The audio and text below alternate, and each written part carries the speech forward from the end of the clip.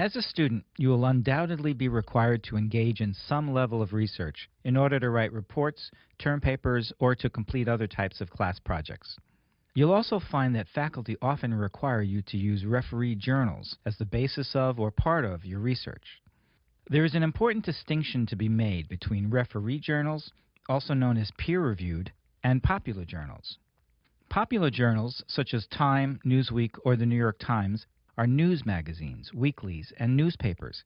They often summarize new ideas or simply highlight a portion of some research without a discussion of the actual experimental data, context, or background, nor do they often include reference citations.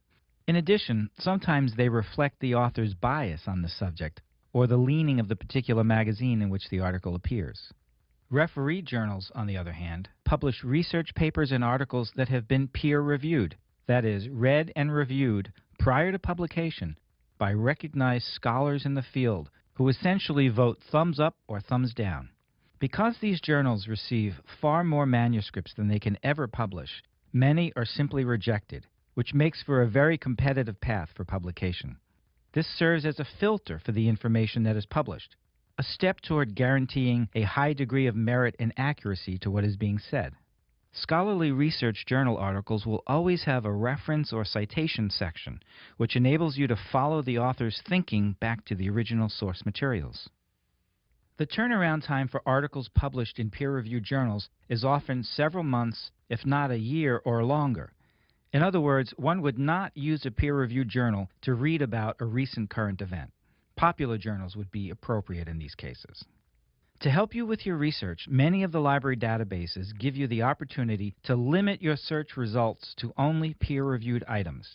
This list will not return any articles from popular journals.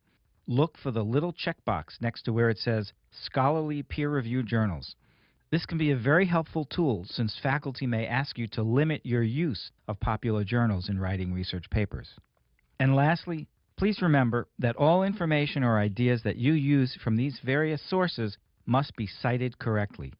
Failure to cite a source can be considered plagiarism, an expellable offense from the university.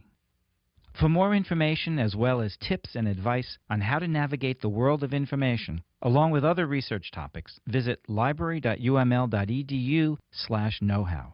Remember, if you want to succeed in college, you've got to know how.